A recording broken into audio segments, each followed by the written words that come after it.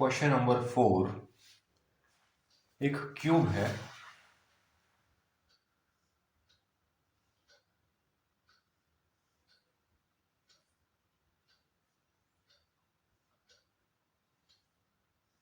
Cube के ऊपर एक हेमिस्फीयर रखा है।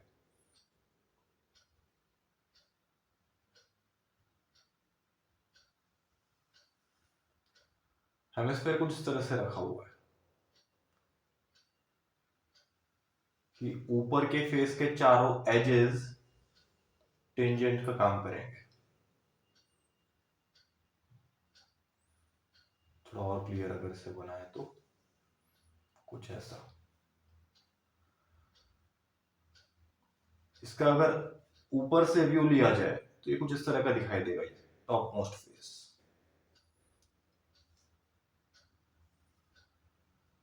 स्क्वायर फेस है। ऊपर से व्यू ले रहे हैं तो ये हेमिस्फीयर का जो सर्कुलर बॉटम है उससे ऑब्लिटरेटेड एरिया दिखाई दे रहा है। ठीक है। अच्छा देखिए, ये जो शेडेड एरिया में यहाँ पर आ रहा हूँ,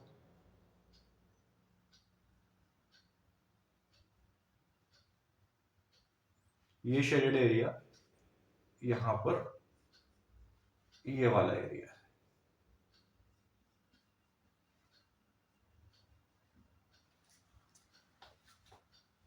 तो हमें पूछा गया है इस पूरे सॉलिड का टोटल सरफेस एरिया क्या है। तो टोटल सरफेस एरिया आपको समझ रहा है कि क्या है। इस हेमिस्फीयर का curved surface area of hemisphere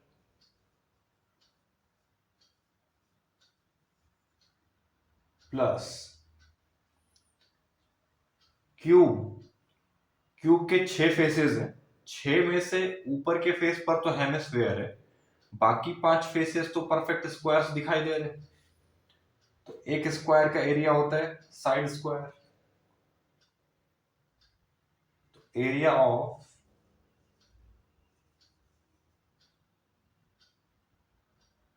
one square face ये आपने निकाला और मल्टीप्लाई कर दिया इसे 5 से, क्योंकि ऐसे 5 फेसेस हैं।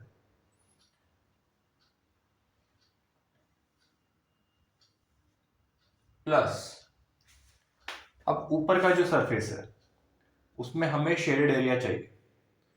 ये अंदर वाला एरिया तो इंक्लूडेड है नहीं सॉलिड में, वो तो दोनों सॉलिड्स के बीच में दब गया। हमें बाहर बाहर का एरिया चाहिए, सरफेस एरिया। तो जो शेडेड एरिया वो एरिया कितना है, ये एरिया आपको दिखाई दे रहा है। ये एरिया है, कौन से एरिया की बात कर रहे हैं हम बात कर रहे हैं रिमेनिंग एरिया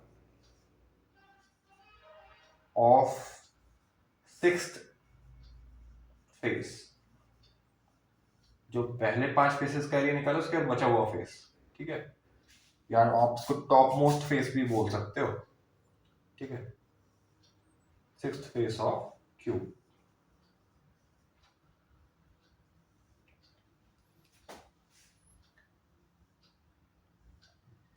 तो ये रिमेनिंग एरिया कैसे निकाला जाएगा। रिमेनिंग एरिया दिखाई दे रहा है, साफ साफ दिखाई दे रहा है। पूरे स्क्वायर के एरिया में से सर्कल का एरिया अगर सबट्रैक्ट कर दिया तो रिमेनिंग एरिया आ जाएगा। तो क्या है ये रिमेनिंग एरिया, ये है area of square face subtracted by area of circle.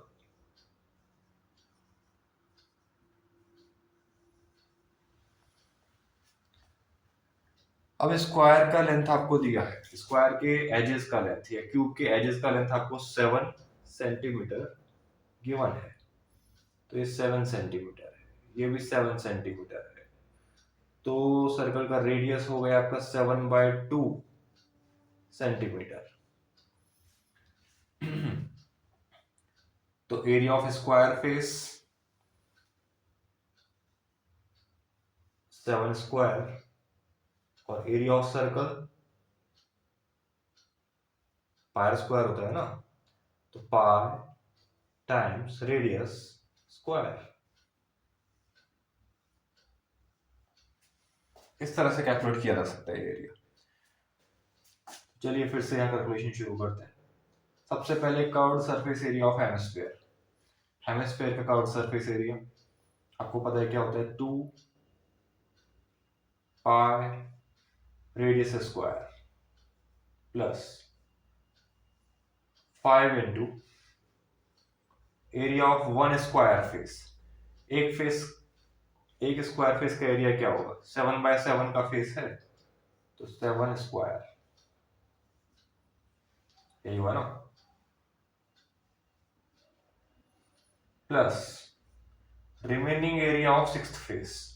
ये अभी हम निकाल रहे थे, कितना था, 7 स्क्वायर माइनस पाई इंटू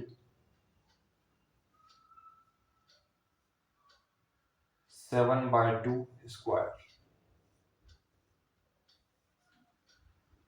इसे सॉल्व करना है बस। 2 टाइम्स पाई का वैल्यू 22/7, क्वेश्चन में लेने को बोला गया है, रेडियस 7 का square plus 5 into 7 square, 5 into 49, 7 square होता है 49, ये हुआ 7 स्क्वायर यानी कि 49 माइनस पाई का वैल्यू 22/7 इंटू 7/2 स्क्वायर का मीनिंग हुआ 7 स्क्वायर बाय 2 स्क्वायर। इसे सिंप्लीफाई कीजिए, 7 से 7 कैंसिल हुआ, 22 टाइम्स 7 इंटू 2, ये आपका आना चाहिए, एक मिनट, रेडियस 7 नहीं था, 7/2 था, इसे करेक्ट कीजिए, ये 7/2 है रेडियस, रेडियस 7/2 है सर्कल का, 7/2 का स्क्वायर किया है तो 7 स्क्वायर बाय 2 स्क्वायर, तो फिर एक 2 से एक 2 कैंसिल हो गया और 2 11 सा 22, तो ये बचा 11 इंटू 7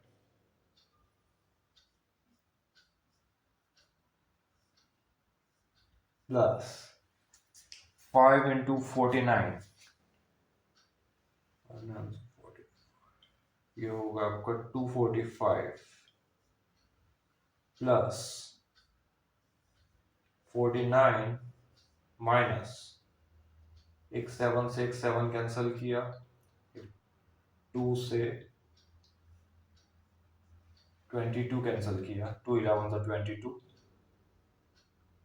तो ये हुआ 11 इंटू 7/2, 7/2 है 3.5, 3.5, 3.5 इंटू 11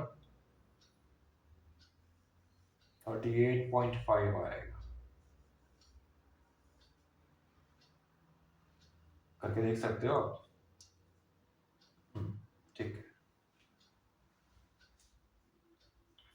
11 7 77 प्लस 245